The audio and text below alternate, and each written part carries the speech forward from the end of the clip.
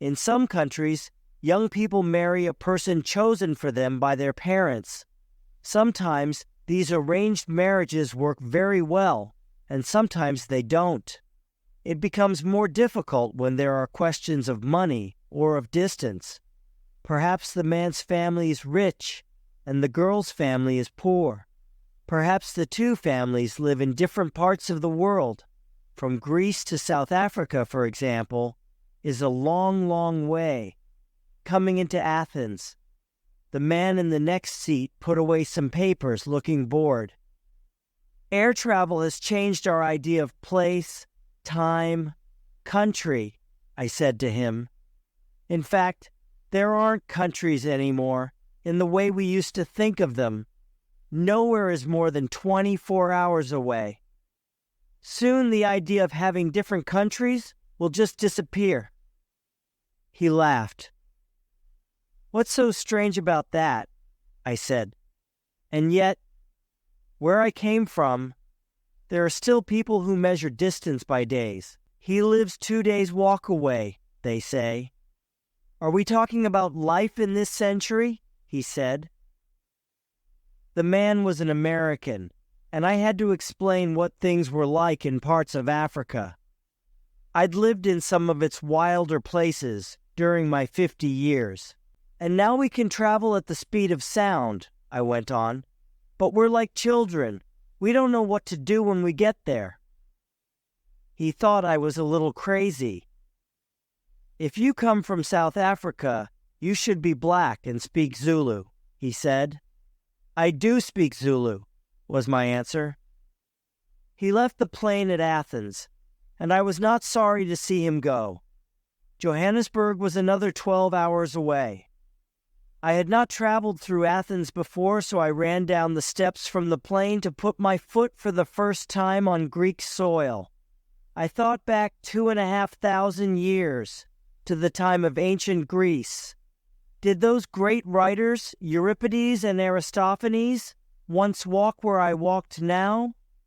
Did they see these same white and gold hills, breathe this same air? It was late afternoon, and a soft summer light lay on those distant white hills. Over the smell of hot engine oil around the airport, I told myself I could smell the sweet, clean air of ancient Greece. I was not looking at faceless passengers hurrying into a crowded airport, but could see girls with flowers in their hair, dancing to ancient music for ancient gods. And away to the north of the airport, Athens called to me, that city of light, the birthplace of the Western world, but I had no time to visit. I had to board my plane again. At the entrance to the airport building, a few bright flowers grew in dry, dusty soil. A young man with bad teeth stopped to offer me picture postcards of Athens. Then a bewildered little group of men and women came into the airport building. The men, in poor best clothes, had big red hands. The women carried boxes and packets, and one of the men had a cheap suitcase. A young girl at their center, wearing a yellow suit which looked uncomfortably new, stared around her at the strangeness of everything. She looked straight at me with the same bewilderment, smiled and turned away. Her face had a beauty that was centuries old, large dark eyes, a short straight nose, and a lovely mouth. There was a circle of white star-like flowers in her long black hair. The light still touched the ring of hills as the sun went down. When the same sun rose again for me, it would be red and wintry over South Africa. Why not leave the plane here and find a little house somewhere? Maybe there was a deeper, quieter peace in these ancient hills than in other places, but they were calling my flight. I ran for the plane and was the last to board it. The next seat to mine, left empty by the American, was now taken by the young girl in the yellow suit.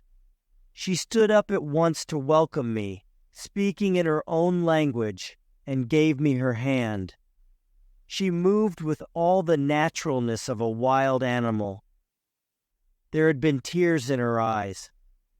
Back in her seat, she was looking out of the window, trying to see the tiny figures far away across the runway. She waved a hand that no one would see. The plane's engine started up. I saw that a finger of the hand at the window carried the shining gold circle of a new wedding ring. She cried in silence as the plane took off and rose heavily into the sky. We could see the dark blue sea below, and far to the west, the path of the dying sun on the water. Flying was clearly a new experience for her. She said something quietly, shaking her head in wonder. The sadness left her, and a minute later she touched my arm and excitedly pointed out something. Athens was disappearing into the sea in the night. Already we were rising through the clouds. I decided to go back to reading my magazine. There was no way of making polite conversation, and it seemed useless to look at her just because she was very good to look at. But she seemed not to realize there was a language difficulty. "Ekaterina," she said, pointing to herself. I told her my name, Neil Gordon. We shook hands again, and she was delighted that we could understand each other so easily. We continued our conversation using expressions and hand movements, and in answer to her questions, I explained that I was not an Englishman, a German, or an American. I was a South African, living in Johannesburg. Ah, Johannesburg! That was where she was going. She looked very pleased and went on talking. There was a warm feeling between us. We seemed like close friends. Sometimes her face changed and she looked sad as she turned the ring on her finger. Then suddenly she smiled and became cheerful again.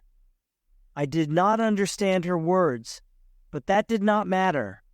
She was like a child talking to herself in the night, or a mother telling her thoughts to her baby. The air hostess was passing, and I said to her, "Do you understand Greek?" "Not a word," she replied, "but one of the other passengers looks Greek, so I'll ask him." A minute later, she was back. "I'm sorry," she said. "He isn't Greek, he's Italian. But he says he'd be very pleased to change seats with you and talk to the young lady." "Tell him," I said, "to stay in his own seat. I'm very happy where I am." The lights inside the plane had come on. The girl took off her jacket and, smiling, asked my opinion of the blouse that she was wearing. Unlike her factory-made suit, it was a beautiful thing. Clearly she had made it herself, and hours of careful work had gone into the patterns of flowers and leaves. I told her how lovely it was. She watched my expression carefully, her face blushing a little. Her eyes became serious. She sat thinking for a moment, and then she decided. She took her passport from her bag and put it into my hands. It was a passport of my own country, with Ekaterina's frightened little face looking out of the photograph. How did she come to have a South African passport? She had never left Greece, but explaining this to me wasn't difficult. She had married a South African, married him that morning, in fact. And her husband? He was in Johannesburg. She was going to meet him there. She had never seen him. The marriage had been by proxy. Her parents had arranged it. I began to understand the whole thing. The husband had paid for everything. He had paid for her. He had sent money for the plane ticket. I asked the air hostess to bring a bottle of wine to drink to Ekaterina's happiness. The Italian passenger came to see her. I told him Ekaterina had been married that morning and invited him to join us in a drink. He tried Italian, Spanish, and German on her, but she only looked at him, surprised. He drank to her happiness and kissed her hand, which was small and strong, a working girl's hand. "She is too beautiful," he said to me. "Are you taking her to her husband?" "Certainly not. In fact, I want her to run away with me, and there's a good chance she'll agree to it. She is just a child. I know how old she is. I've seen her passport. Do you still want to talk to her?" He shook his head and went back to his seat. Ekaterina said something and smiled. She drank her wine slowly, and in a moment was lost in her own thoughts again. Her beauty was timeless, centuries old, untouchable. But the soft light in her eyes and the shine of her dark hair brought her into the present for me. Here and now, sitting beside me, a warm, living, breathing girl. She turned to me, looking serious. She put her hands together in front of her to show that she was asking for my help with something very important. Then she calmly handed me a photograph. It was of a young man, about 28 or 30. He had thick dark hair. The face was generous in its way, strong if not handsome, and the eyes were pleasantly gentle. The photo had been cut out of a larger photo, but enough was left to show that behind the young man was a shining new car. Who? It was her husband, of course, whom she had never seen. She told me his name, Savas Athanasiades. I hadn't looked up from the photograph, but I knew she was watching me carefully. Standing next to the car, Savas looked unusually short. I had owned a car like that myself, many years ago. But why did Savas want a photograph of himself in front of a 30-year-old Chevrolet, shiny or not? "A good man," I said. "Let's drink to Savas Athanasiades." I avoided her eyes, pouring more wine into our glasses. But her woman's instinct told her something was wrong. I could feel that she didn't believe me. Slowly and miserably she put away her photograph. Then she noticed her glass and lifted it. "Johannesburg," she said. "Athena," I replied. She repeated it and added with a sad smile, "Vari." I did not know the town of Vari, but wherever it was the place where she had left her dreams. Dinner was the usual kind of tasteless meal that you get on planes. I showed Ekaterina how to hold her knife and fork, and she got through it by watching and copying. From time to time she looked happily at me, her face a little pink from the wine. To her it was all new and strange and wonderful. We came down at Khartoum and left the plane for an hour.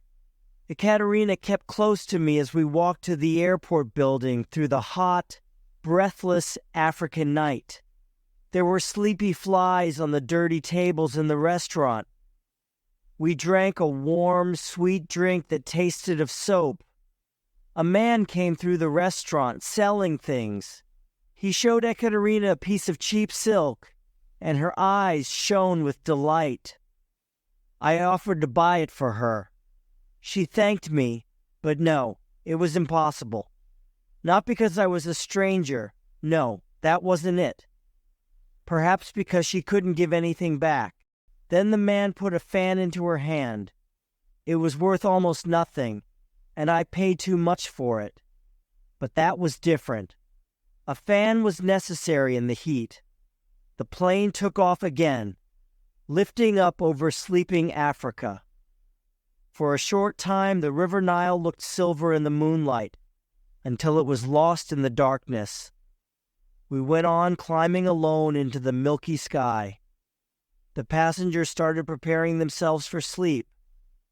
Ekaterina turned towards the window, and I lay back in my seat, horribly uncomfortable. About half an hour later, I woke up. Like a newborn animal, Ekaterina had moved as close as possible to me. One arm was round my neck, and her face was half hidden in my shoulder. She smelt sweet and warm, like wildflowers or deep, newly turned soil. She was asleep, and in her dreams she had returned to Vary, to a street of quiet little houses, to a single room full of sisters and brothers, with animals to take care of, perhaps. Had she ever slept alone? Who was I in her sleep? Who was held in her poor arms? A little brother who was always crying? A sister restless with hunger? How could her family have sold this lovely child to an unknown husband? Perhaps he was an honest man who had earned his place in South Africa, and now he was looking back into the past to take a wife of his own country, of the blood of Greece. I only hoped he was good enough for her. I tried to tell myself, she's nothing to me. What does it matter who she marries? But it wasn't easy to say that when she was actually asleep and warm and living against my body. I slept a little, and when I woke up, Ekaterina had not moved, but she was now awake, and her large eyes were fixed darkly on me. How long had she stared at me like that? "Hello, Ekaterina," I said. "Hello." She closed her eyes, preparing for sleep again. "Ekaterina, I'm talking to you." A little movement of her head showed that she was awake. "Listen, it may be a good thing that you don't understand. Listen, Ekaterina, you shouldn't be here. Go back. Take the first chance to go back. This marriage may work, but it may not. It's all wrong. You're not a thing for a man to buy. You're not a prisoner. It's so important to be free. Go back and learn to be free. They've taken the past from you, and you're throwing away the future. Ekaterina, it's always better to die fighting. You must know that." I was talking almost to myself. She could not understand a word, but something in my voice frightened her. She began to cry. The great plain went on into the silken blackness. Under us lay Africa, sleeping in the long night wind. She cried quietly, but not for long. I think she was used to having sadness in her life. She took my hand and kissed it before I could stop her. A little show of grateful feeling which I found very moving. Then she dried her eyes and talked brightly for a few minutes, like a playful child. Soon she fell asleep, and her arms reached out again towards me in that instinctively loving way of hers. We came in over South Africa before daylight. People began to wake up. I went to have a wash, and when I got back, I found Ekaterina very unhappy. She and the air hostess were looking everywhere for something. The Italian was there too, down on his hands and knees to help with the search. "What are you looking for?" I asked him. He stood up, looking angrily at me. "The girl's miserable. What have you done to her?" "You haven't slept well, I suppose." "Slept? I never sleep well on a plane." "You should find another way of traveling." He went crossly back to his seat. "Ekaterina asked me to help, but I had no idea what was missing. Had it disappeared at Khartoum?" "Khartoum!" She threw up her hands in the air. Yes, perhaps the people at Khartoum had robbed her. Then suddenly, a passenger a few seats away held up a packet of newspapers. Ah, that was it. Yesterday's Greek papers for the good Savas to read. The evening news from Athena arriving in Johannesburg the next morning. Lucky man. I helped Ekaterina off the plane with her bags and packets. The air was cold, and she looked around her, frightened. I lost her in the crowd at the passport desk and did not see her again until we were in the main hall of the airport building. There she was in a group of 4 or 5 people. Her head was low, and her face was hidden in her hands. I could not see which was Savas. There was nobody who looked like the man in her photograph. She lifted her head and stared around. Then she saw me and came running down the hall. She put her head like a child on my shoulder, crying miserably. The little group of strangers watched from a distance. Now I saw that Savas, the new husband himself, was there. It was certainly the man from the photograph, but he was bald and old, and very short and fat. I had half expected it. Ekaterina, I'll help you get back if you wish, to Athena, to Vary. I gave her my business card with my address and phone number, and she stared at it through tearful eyes.